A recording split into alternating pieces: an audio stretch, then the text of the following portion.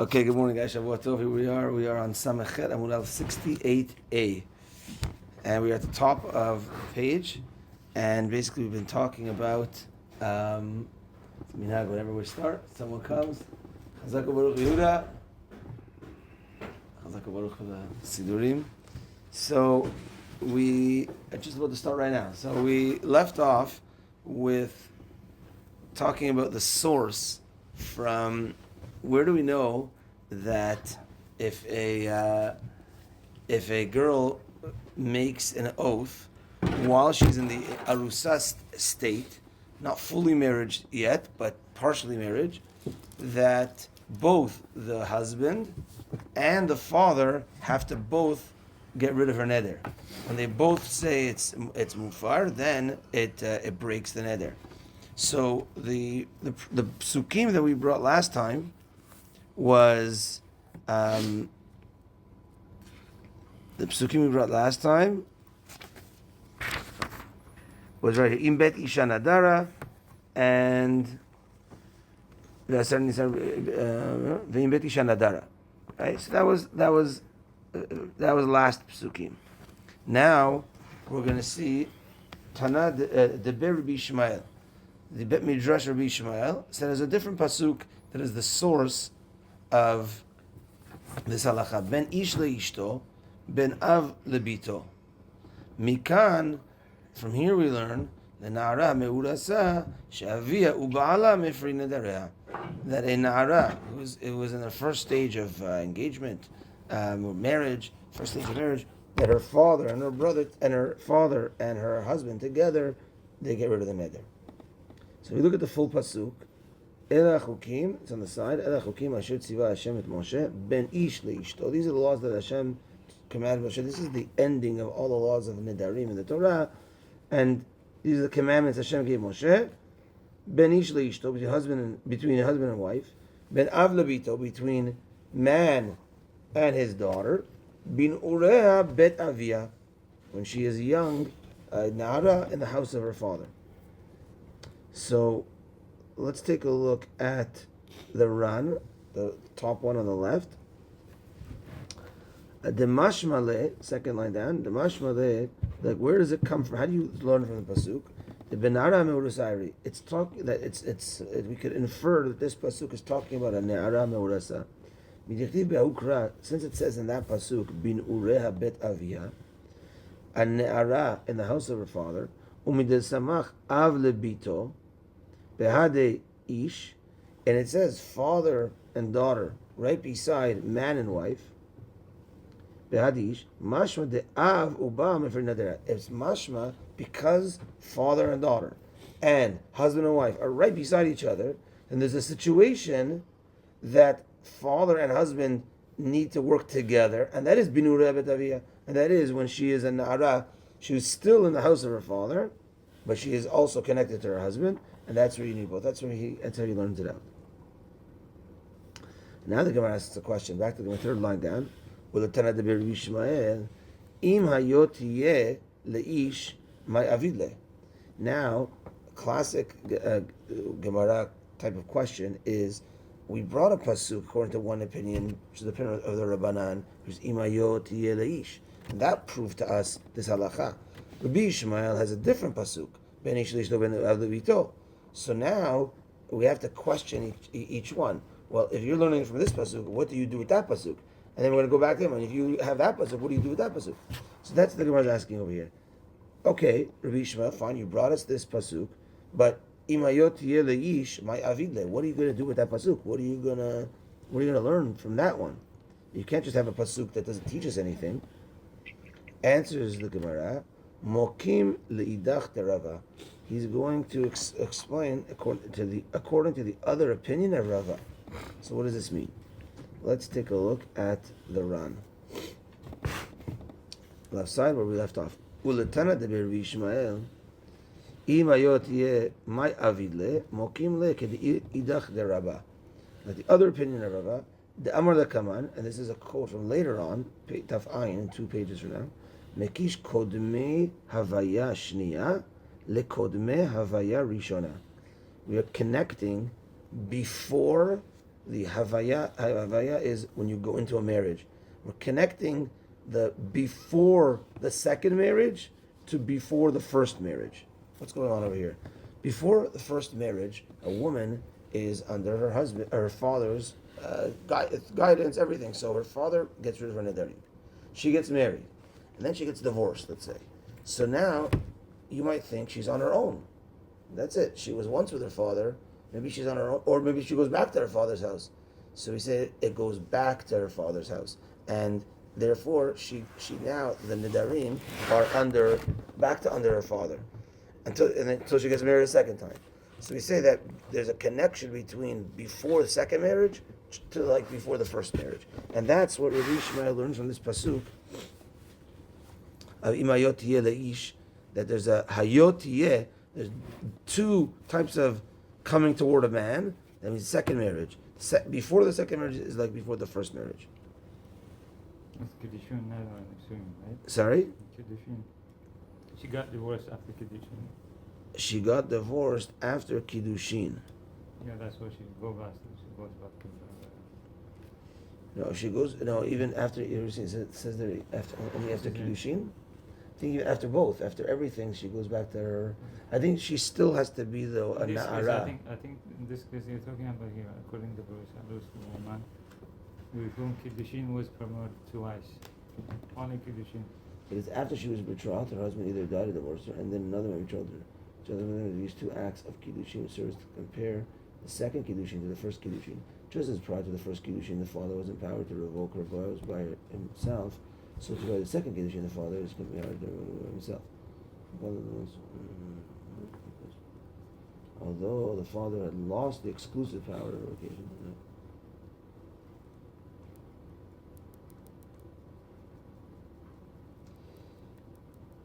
Where does he get that it's Dafka Kiddushin? Okay, I guess the truth is the full understanding will be on Daf Ayin, but we'll see if it's Dafka Kiddushin or not. I guess maybe it makes sense that way, because if it's Nisuin, then she totally goes away from the father, and therefore maybe she doesn't go back. Okay, we'll see. But it's connecting the before second marriage to before first marriage, and I guess the Kiddushin, the Kiddushin. So that is what Rabbi Ishmael uses the pasuk for, of im hayot yeli hayot yet, two types of coming toward man. Back to the Ran, the Rabbanan Svir Lehu, the Tarti Shmat Mina, and the Rabbanan are going to hold that there's two things learned from there. Ikar kra lenara meurasa de aviu bala mefirin nedereh, v'trein havayot akusha shniya rishana. Meaning, the Ran is asking the question. Okay, so where is the Rabbanan going to learn this concept of before second marriage is like before the first marriage? So the Ran answers that it's from Imayot Yeleish. They're going to learn two things from that. They're going to learn that the husband and the father get rid of the neder together, and the fact that both before second marriage is like before first marriage.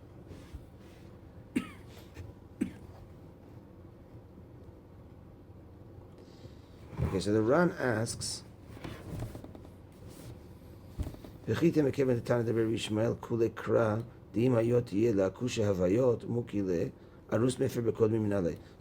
Ran goes with another. He asks a question. We saw before that arus can mefir bekodmin, can get rid of nedarim prior to his first step of marriage with a lady.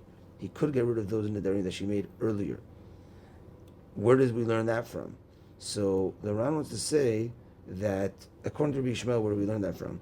The Ran wants to say that you don't need a pasuk for that. Then he demit kodmin gabe baal hanu mishum delete. Basically, he says as follows: that there is. He says as follows: that how do we know, according to Rabbi Ishmael, that the arus, the baal, could get rid of the nedarim prior to marriage in that state? And he says that I wrote it out over here. It took me some time to figure this Ran out, and I wrote it up. Because the baal is nefir with the father,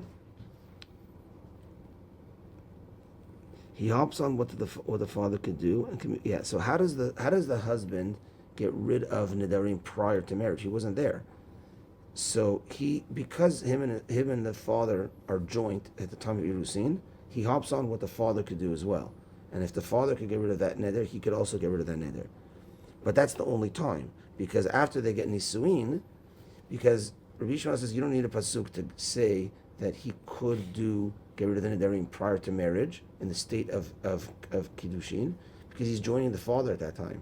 So whatever the father has, he gets schlepped into that koach. So again, until marriage, until Irusin, it's just the father. And if she made a neder, and then she gets Irusin, now it's the father and the husband. So the father can get rid of that old neder. So the husband, it's two of them now. So he could also have connection to that. Once there's nisuin and it's only the husband, then there's no father there that could go back to retroactive, because the husband wasn't around then, and therefore the husband cannot at that time release earlier nedarim. So therefore, when the Torah is mimayet the husband from being mefer after nisuin, the Torah says after nisuin, that's it. The husband can't go back on earlier, and therefore, but in a time where he's together with the father, they could. Okay, that was a side point from the Ran to learn where do we know arus mefer b'kodmin according to the Rabbi Ishmael. Fine. Now, let's go back to the Gemara.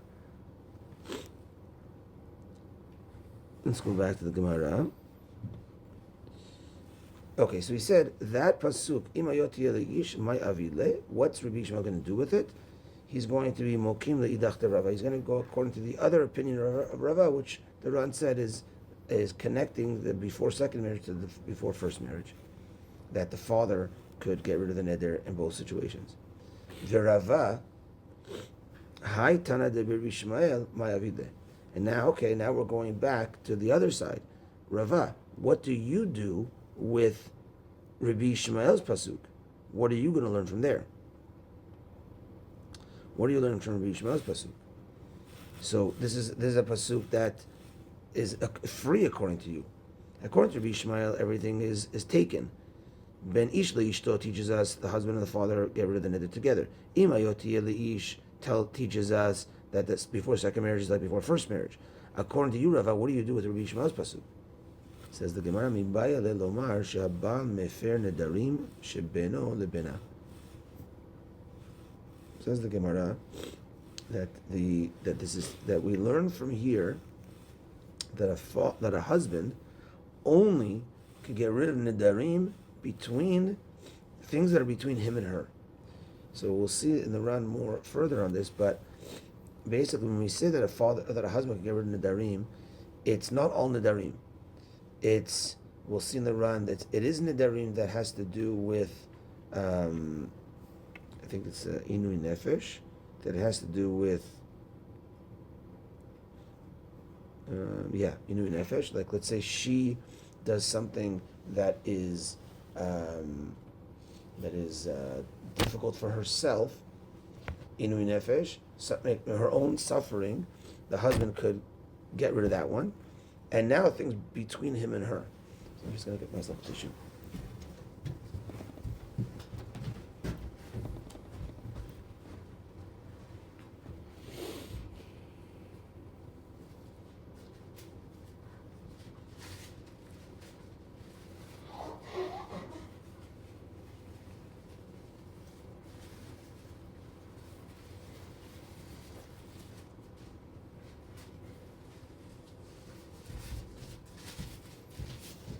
Sorry about that. So Rava says that this pasuk is teaching us that the only types of nedarim that you can get rid of are nedarim beno lebena. Let's take a look at the Ran.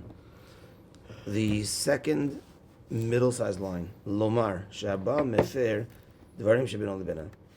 The nidre inu nefesh. So nedarim of inu nefesh, nedarim of suffering, things that she takes upon herself that might make her suffer. Be'edik TV.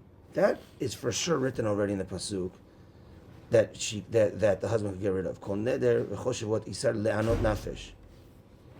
Uben ish leishto yitzricha. So ben ish leishto is needed. The Nedarim should be needed for things between him and her. Come on, and in the next parak, Daf Pei it's going to explain what those types of Nedarim are. Okay. And then the Ran asks, because the Gemara is going to stop on this point here, the Ran asks, the Kasha li Latana de Yishmael, Tvarim Shebenon Lebena, Menale. According to according, 8 o'clock exactly. 8 o'clock is Korbanah. Yeah. It's good. You could join us if you want for the last little bit. The Kashali, so he asks the question, according to Ishmael, where does he learn Beno Lebena?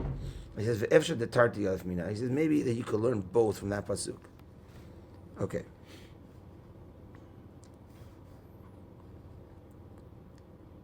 So he actually gets on a whole tangent of, we learn from here, the husband could get rid of Nedarim that are Inui Nefesh and Beno Lebena. Inui Nefesh and things that are between him and his wife. Now, the tangent is, what about the father? Does the father get rid of Nedarim also that are Inui Nefesh and Beno Lebena, or anything else? I'm trying to think of Inui Nefesh, let's say, is I don't want to eat meat anymore, let's say. So that's making yourself suffer. So that I think is Inui Nefesh. Beno Lebena is between him and her. She says, I'm never eating dinner with you again, or whatever it is, right? So that's between him and her. He get rid of. But let's say it's something that, I don't know, like she says, I don't want to go to that friend's house anymore, right? So is that suffering? I don't think it's suffering. And it's not between him and her. So I don't know if let's say that that's a case where you can't get rid of. So that would be a third type of category, which is not Beno Lebena and not Inui Nefesh. Now, so therefore it seems like the husband has no jurisdiction on that. Now the question is, what about the father? Is the father like the husband, that the father could only get rid of Inui Nefesh and Beno Lebena, or everything? And actually he says that it seems like the father is like the husband. And just to jump to the last line, but he says the Rambam argues, which is the last line, which is the first widest of lines, haram b'mazal. We already explained that haram b'mazal is the Rambam zal. Rabbi Moshe ben Maimon, Zichron Livracha, shekatav she'av mefer kol nidrei bito, that a father gets rid of all nidarim of his daughter. So that's the Rambam's opinion, and it does not connect husband and father.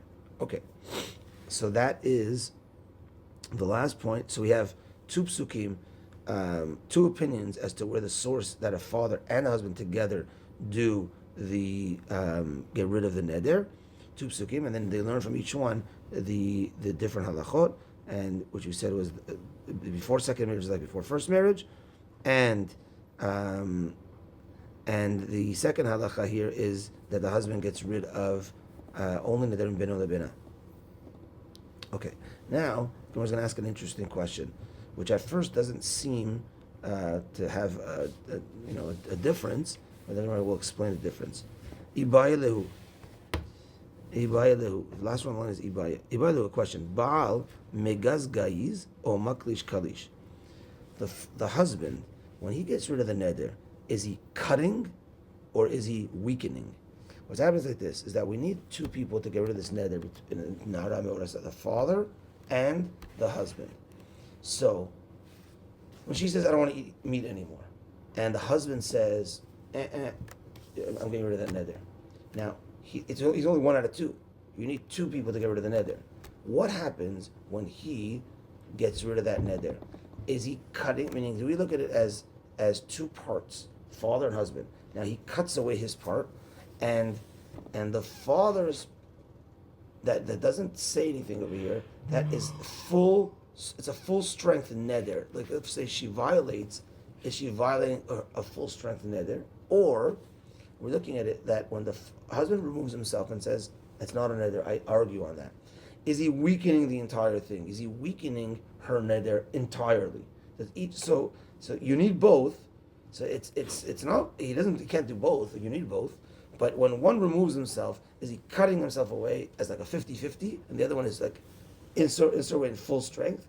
Or is it weakening the entire thing? So, we say, okay, what's the difference between the two? But let's first look at the Ran, to explain the question, and then we'll see the difference. First wide line, the widest of the lines. Ibaylehu ba megaz gaiz o miklash kalish. Klomar arus she'eno mefer ela b'shutfute de'av. Arus, that he only gets rid of the neder with a partnership with the father. Kishemefir chilko, when he gets rid of his part, megaz gaiz, klomar shechotech chatzi haneder legamre umevatelo. It's as if he's cutting half of the neder completely, and umevatelo, and he gets rid of that half. The other half stands very strong, like it originally was. He does not weaken that at all, because that's the father's side. He can't weaken it at all. Or another way to look at it is miklash kalish, that he weakens the whole thing.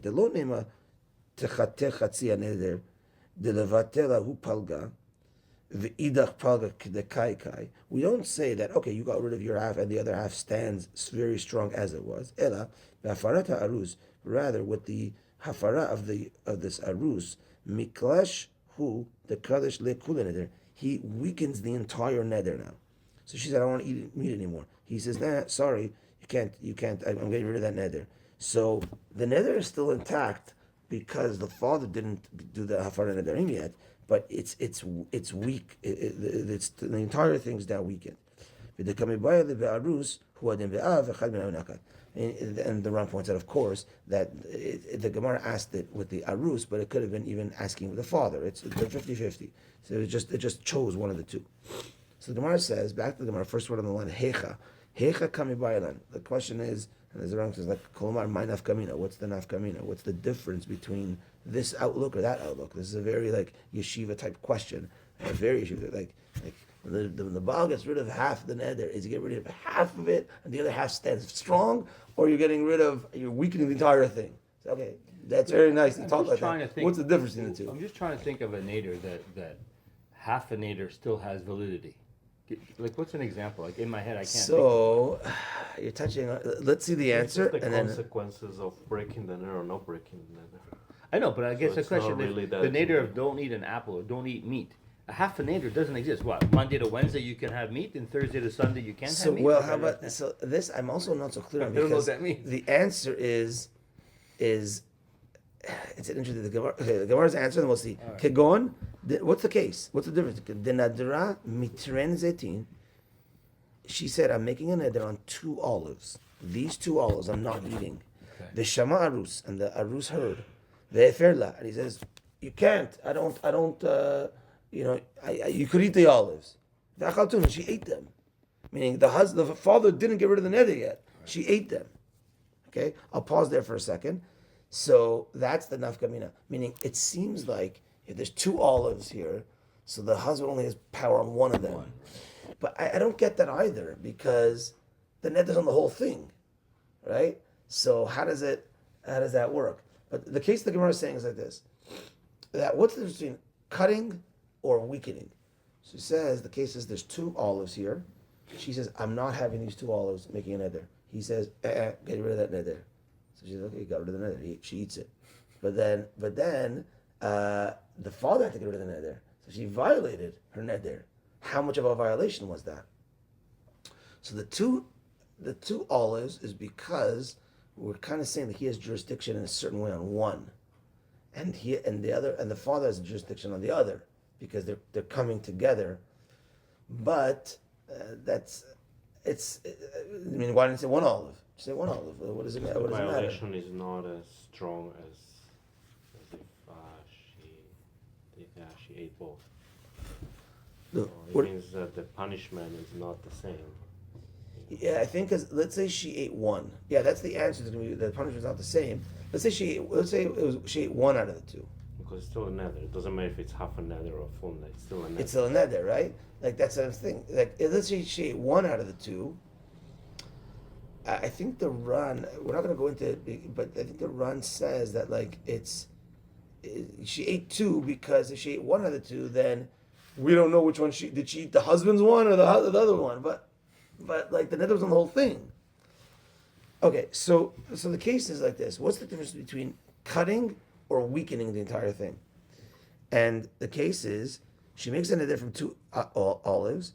The arus hears it, gets rid of it, and then she eats them.